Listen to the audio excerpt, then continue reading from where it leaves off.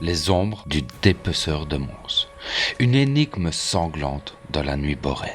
Bienvenue dans les ténèbres de Mons, la cité gothique du Hainaut, où les tours de la collégiale veillent sur des secrets plus noirs que la suie des anciennes mines.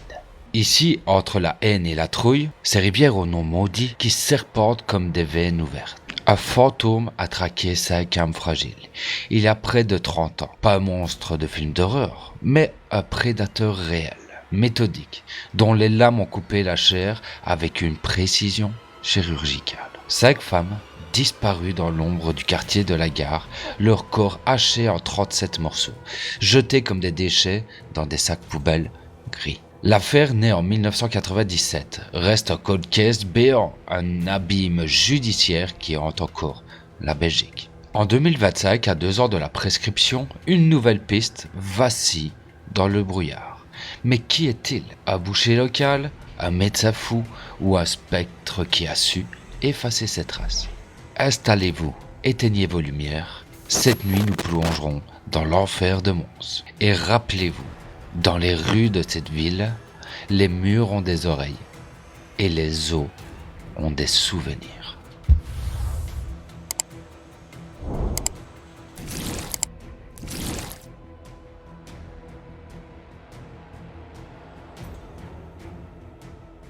Imaginez-vous Mons en 1996. L'Europe tremble encore des échos de Dutroux, cette plaie nationale qui a fissuré la confiance en la justice. Mais à Mons, une autre horreur court, plus discrète, plus intime. Le quartier de la gare, un labyrinthe de néons clignotants, de bars enfumés et d'hôtels miteux, semble être un refuge pour les âmes errantes. C'est là que vivaient ou survivaient 5 femmes, fragiles, marginalisées, souvent qualifiées à tort de prostituées paumées par une presse devenue insensible. Elles n'étaient pas des ombres anonymes, mais des vies brisées. Mères célibataires, immigrées en quête de demain meilleur, femmes battues par la vie plus que par des hommes. Elles se croisaient aux métropoles, partageaient des cigarettes et des confidences sous le plafond. Et c'est là que le dépeceur les a repérées, pas par hasard. Il connaissait leur routine, leurs faiblesses. Habitués du quartier, peut-être. Un taxi de nuit, peut-être aussi. Les enquêteurs, eux, penchent pour un local. Un homme entre 30 et 50 ans, charismatique en surface, mais rongé par une rage froide. Les morts ne datent pas d'un seul hiver. Elles s'étirent sur des mois, peut-être un an. Les corps, retrouvés en état de décomposition variée, trahissent une traque patiente. Pas de cri d'alarme, pas de disparition signalée tout de suite. Ces femmes vivaient dans l'invisibilité sociale. Le tueur les attirait-il avec des promesses, des verres offerts au comptoir, ou les enlevait-il dans l'ombre des ruelles, un chiffon sur la bouche?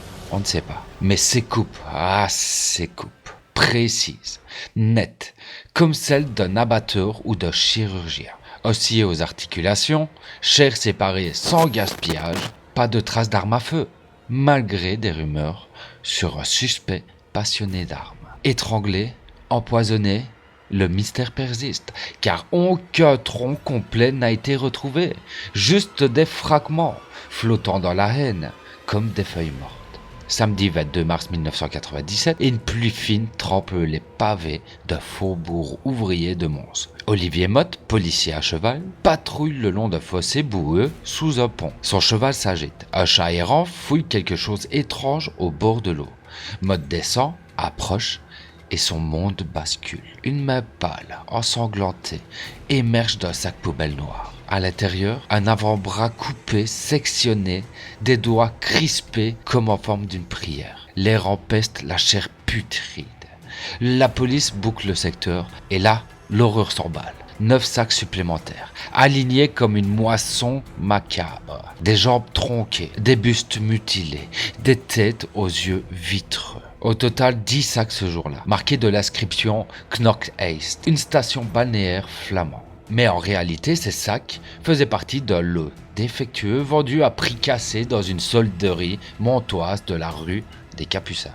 Dedans, des sous-vêtements de couleur vive, comme des éclats de vie jetés en pâture au vert. Le médecin légiste de soigner, appelé en urgence, vomit sur place. « C'est du travail de pro », murmure-t-il.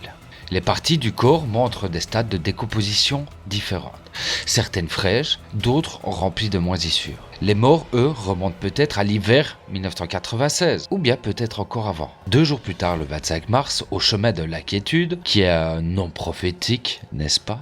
Un promeneur trouve un 11e sac.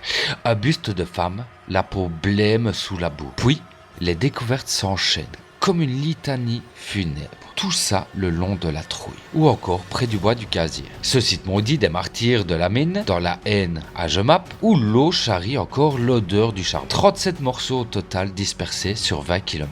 Des dents éparpillées, identifiées au forceps par des archéologues et la protection civile. Mons tremble, la presse titube, le boucher de la Boraine. Les habitants ferment leurs volets, plutôt scrutent les ombres. Et aux métropoles, la patronne Monique Ganche jure ses grandeurs. Elle venait boire un verre, pas plus. Derrière les sacs, des visages. 5 femmes, oubliées trop vite par la société, mais gravées dans la mémoire des leurs. La première, Carmelina Russo, 38 ans, italienne immigrée, mère de famille au rire franc malgré les dettes, disparue en décembre 1996 après une soirée au quartier. Sa fille, aujourd'hui adulte, porte encore les cicatrices. On m'insulte à l'école, tu finiras comme ta mère, en morceaux. On sait tous à quel point les enfants peuvent être cruels. La deuxième, Marine Bonne, 42 ans, aide-soignante, usée par les nuits solitaires, vue pour la dernière fois en février 1997 près du Métropole. La troisième, Jacqueline Leclerc, 45 ans, mère divorcée, alcoolique en rémission, qui rêvait d'un retour à la normale. Sa sœur Georgette mènera une croisade vaine, hantée. Comment faire son deuil quand on enterre des fragments? La quatrième, Nathalie Godard, 29 ans, jeune femme fragile, en errance après une rupture, volatilisée en janvier 1997. La cinquième, Begonia Valencia, 51 ans, espagnole discrète, employée de ménage aux métropoles même, enlevée en mars de cette année-là. Elles sont toutes liées par le fil rouge du quartier. Un café partagé, un regard complice. Le dépeceur les choisissait-il par leur vulnérabilité? Elles n'étaient pas des proies faciles, mais des survivantes que la vie avait déjà tailladées. L'enquête s'emballe sous la houlette du juge Pierre Pilette. Un roc au parquet de Mons. Né la cellule Corpus. 10 flics au départ, gonflés à 20, mais plombés par le raz-de-marée du trou. 1700 dénonciations, des portraits robots diffusés, des fouilles au tamis le long des rivières. L'ADN, il lit les scènes. Grâce au sperme sur les vêtements, achevé dans un sac, pas de match dans les bases de données. Le tueur, lui, est un fantôme.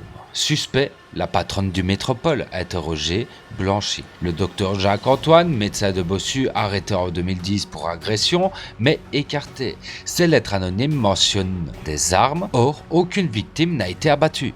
Peut-être aussi un boucher local, un employé peut-être de la solderie des sacs. En 2025, c'est cette piste qui ressuscite. Un père et son fils vendeurs de sacs de Knock, tous deux décédés. Leur boutique en faillite depuis 28 ans est fouillée à nouveau sous la demande de l'avocat Franck Dicepoli pour la famille Rousseau, par respect pour les disparus. Même le FBI est appelé. Consulté, il dresse un profil. Homme cultivé, connaissance anatomique, narcissique. Théorie, un complice, un copycat du dépeceur de Perpignan ou un tueur unique arrêté pour d'autres crimes. L'affaire expire en 2027, sauf si la loi sur l'imprescriptibilité passe. 30 ans plus tard, en 2025, Mons a changé. Loft branché sur les anciens sites miniers, festival joyeux sous la collégiale, mais la haine coule toujours, charriant des murmures. Les familles comme celle de Carmelina se battent pour un nom, une justice. Le dépeceur est-il mort? En prison peut-être pour un autre forfait? Ou boit-il encore des cafés aux métropoles, un sourire aux lèvres? Cette affaire nous rappelle que le mal n'est pas dans les monstres, mais dans le silence des voisins.